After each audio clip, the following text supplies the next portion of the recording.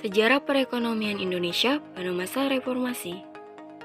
Yang pertama pada masa Presiden B.J. Habibie 1998 sampai 1999. Salah satu tantangan sekaligus capaiannya adalah pemulihan kondisi ekonomi dari posisi pertumbuhan minus 13,13% pada 1998 menjadi 0,79% pada 1999. Habibie menerbitkan berbagai kebijakan keuangan dan moneter dan membawa perekonomian Indonesia ke masa kebangkitan.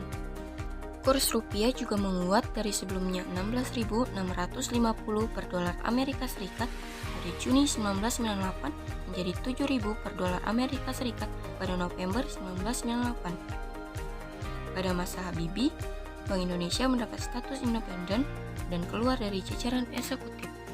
Yang kedua, Presiden Abdurrahman Wahid 1999 sampai 2001. Gus Dur meneruskan perjuangan Habibie mendongkrak pertumbuhan ekonomi pasca krisis 1998 secara perlahan. Ekonomi Indonesia tumbuh 4,92% pada 2000.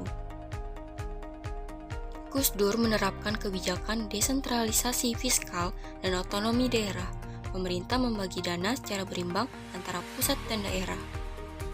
Pemerintah juga menerapkan pajak dan retribusi daerah. Meski demikian, ekonomi Indonesia pada tahun 2001 tumbuh melambat menjadi 3,64%.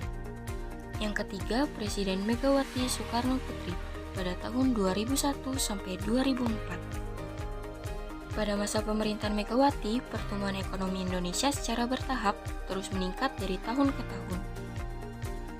Dari 3,64% pada tahun sebelumnya meningkat menjadi 5,03% pada akhir pemerintahan Megawati pada 2004. Tingkat kemiskinan pun terus turun dari 18,4% pada 2001, 18,2% pada 2002, 17,4% pada 2003, dan 16,7% pada tahun 2004.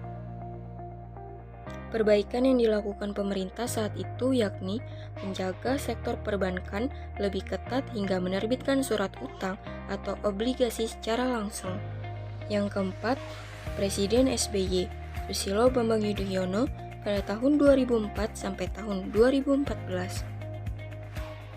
Pertumbuhan Indonesia cukup menggembirakan di awal pemerintahannya, yakni 5,69% pada 2005, 2006. Pertumbuhan ekonomi Indonesia sedikit melambat, 5,5%. Di tahun berikutnya, ekonomi Indonesia tumbuh di atas 6%, tepatnya 6,35%.